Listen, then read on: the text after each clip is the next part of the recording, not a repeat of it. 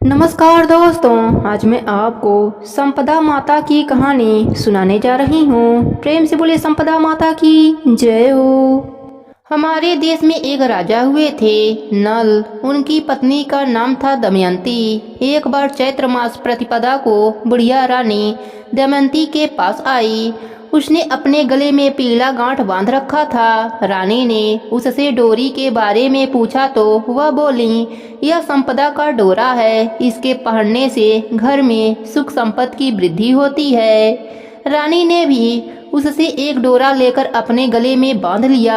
राजा नल ने रानी के गले में बंधे डोरे के विषय में पूछा तो रानी ने बुढ़िया द्वारा बताई सारी बातें बता दी। राजा कहने लगा, तुम्हें किस चीज की कमी है जो तुमने डोरा बांधा है? इतना कहकर रानी के मना करने पर भी राजा ने उस डोरे को तोड़कर फेंक दिया।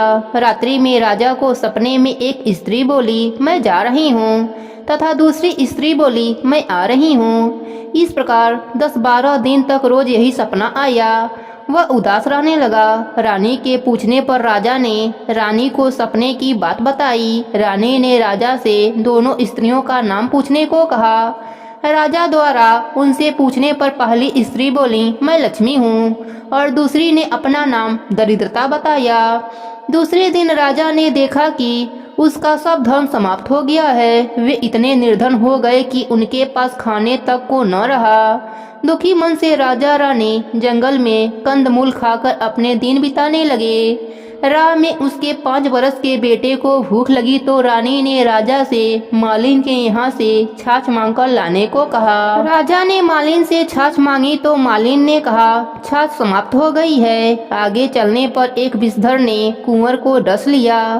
आगे चलने पर राजा 2 तीतर मार लाया। रानी ने तीतर भुने तो तीतर उड़ गए। राजा स्नान कर धोती सुखा रहा था तो धोती को हवा उड़ा ले गई। तब रानी ने अपनी धोती फाड़कर राजा को दी। वे भूखे प्यासे आगे बढ़े तो मार्ग में राजा के मित्र का घर पड़ा। मित्र ने दोनों को एक कमरे में बैठाया। वहाँ लोहे के औजार रखे थे। वे धरती में समा गए। चोरी का दोष लगने के भय से वे रात में ही वहां से भाग गए। आगे चलकर राजा की बहन का घर पड़ा। राजा की बहन ने उन्हें एक पुराने महल में ठहराया। सोने के थाल में उन्हें खाना भेजा तो थाल मिट्टी में बदल गया। राजा बड़ा लज्जित हुआ। थाल को वहीं जमीन में गाड़कर भाग निकले। आगे चलने पर एक साहूकार का घर आया। साहूकार ने राजा के ठहरने की व्यवस्था पुरानी हवेली में कर दी।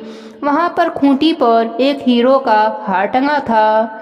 पास ही दीवार पर एक मोर का चित्र बना था। वह मोर हार को निगलने लगा। यह देखकर वे वहां से भी चोरी के डर से भाग गए। अब रानी की सलाह पर राजा जंगल में कुटिया बनाकर रहने की सोचने लगा। वे जंगल में एक सूखे बगीचे में जाकर ठहरे। वह बगीचा हरा भरा हो गया। बाप का स्वामी यह देखकर बड़ा प्रसन्न हुआ। स्वामी ने उनसे पूछा, तुम दोनों कौन हो? राजा बोला, हम यात्री हैं, मजदूरी की खोज में आए हैं। स्वामी ने उन्हें अपने यहाँ नौकर रख लिया। एक दिन बाग की स्वामी बैठी बैठी कथा सुन रही थी और डोरा ले रही थी। रानी के पूछने पर उसने बताया कि संपदा माता का डोरा है। रानी ने भी कथा सुनकर डोरा ले लिया। राजा ने रानी से पूछा, यह कैसा डोरा बांधा है? रानी बोली, यह वही डोरा जिसे आपने एक बार तोड़कर फेंक दिया था और हमें इतनी विपत्तियां झेलनी पड़ रही है। संपदा देवी हम पर नाराज हैं। रानी बोली, यदि संपदा माता सच्ची हैं तो हमारे दिन फिर से लौट आएंगे। उसी रात को राजा को सपना आया। एक स्त्री कह रही है, मैं जा रही हूँ। दूसरी स्त्री बोली, मैं आ रही हूँ। राजा के पूछने पर पहली स्त्री ने अपना नाम दरिद्रता बताया और दूसरी ने अपना नाम लक्ष्मी बताया। राजा ने लक्ष्मी से पूछा, अब तो नहीं जाएंगी? लक्ष्मी बोली, यदि तुम्हारी पत्नी संपदा का डोरा लेकर कथा सुनती रहेगी तो मैं नहीं जाऊंगी। यदि तुम डोरा तोड़ दोगे तो चली जाऊंगी। बाग की मालकिन किसी रानी को हार देने जाती थी। उस हार को दमयंती बनाती थी। रानी को वह हार बहुत पसंद आया। रानी के पूछने पर मालकिन ने बताया कि हमारे यहाँ एक दंपत्ति नौकरी करते हैं, उसने ही बनाया है। रानी ने बाग की मालकिन से दोनों के नाम पूछने को कहा। घर आकर उसने दोनों के नाम पूछे तो उसे पता चला कि वे नल दमयंती हैं। बाग का मालिक उनसे क्षमा मांगने लगा तो राजा नल ने उससे कहा कि हमारे दिन खराब चल रहे थे, इसमें तुम्हारा कोई दोष नहीं है। अब दोनों अपने राजमहल की तरफ चले। रास्ते में साहूकार का घर आया। वह साहूकार के यहाँ ठहरे। वहाँ साहूकार ने देखा दीवार पर बना मोर नौलखा हार उगल रहा है। साहूकार ने राजा के पैर पकड़ लिया। आगे चलने पर बहन के घर पहुँचा। राजा बहन के पुराने महल में ही ठहरा। राजा ने वह जगह खोदी तो हीरों से जड़ित थाल निकल आया। राजा ने बहन को बहुत सा धन भेंट स्वरूप दिया। आगे चलने पर मित्र के घर पहुंचकर उसी कमरे में ठहरा। वहां मित्र के लोहे के औजार निकल गए।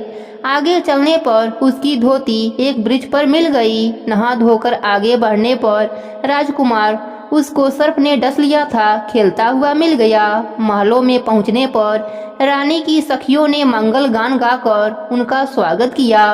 यह सब संपदा जी का डोरा बांधने का ही फल था, जो उनके बुरे दिन अच्छे दिन में बदल गए थे। प्रेम से बोली संपदा माता की जय हो।